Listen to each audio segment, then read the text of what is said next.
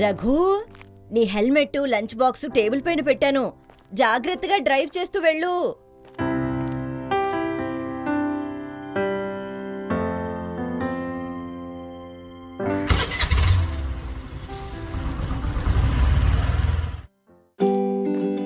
రఘు, నీ helmet, lunch box table పైన పెట్టాను.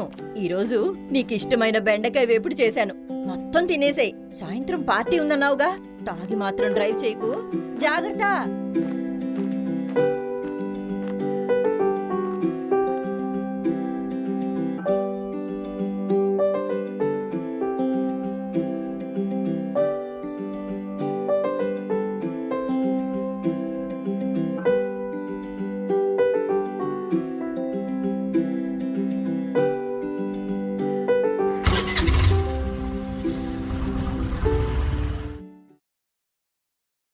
రఘు, నీ లంచ్ బాక్స్, హెల్మెట్ టేబుల్ పైన పెట్టాను.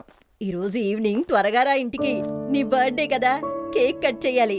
పార్టీలని ఫ్రెండ్స్ తో బయటికెళ్ళకే. బాయ్ నాన్నా, జాగ్రత్త.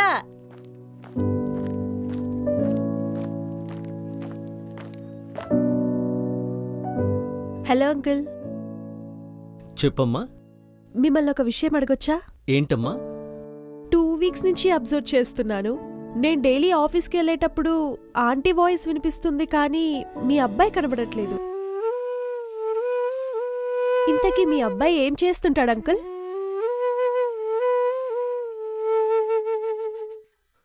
సారీ అంకుల్, నేనేమైనా తప్పుగా అడిగానా? లేదమ్మా, ఇది నాకు అలవాటైన ప్రశ్నే. గత నెల రోజులుగా ఇదే జరుగుతోంది.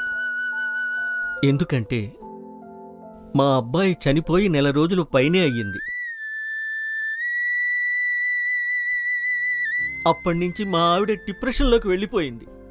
వాడింకా బతుకున్నట్లు, ఆఫీసుకు వెళ్తున్నట్లు, వాడికి కావలసినవన్నీ అరేంజ్ చేస్తూ తనలో తనే మాట్లాడుకుంటుంది. అసలేమైంది అంకుల్? మీ అబ్బాయి ఎలా చనిపోయారు? ఆ రోజు వాడి బర్త్డే. వద్దన్నా ఆఫీసుకు వెళ్ళాడు. వాళ్ళమ్మ వాడి కోసం అన్నీ రెడీ చేసి ఎదురు చూస్తోంది. కానీ వాడు మాత్రం ఫ్రెండ్స్తో పార్టీకి వెళ్ళాడు. తాగి డ్రైవ్ చేశాడు. మాకు మాత్రం జీవితాంతం పనిష్మెంట్ ఇచ్చి వెళ్ళిపోయాడు. మీరు తాగి డ్రైవ్ చేస్తున్నప్పుడు మీ ప్రాణాలు, మీ ఎదురుకుండా వస్తున్న వారి ప్రాణాలు మీ చేతుల్లోనే ఉన్నాయని మీకు గుర్తుండవు.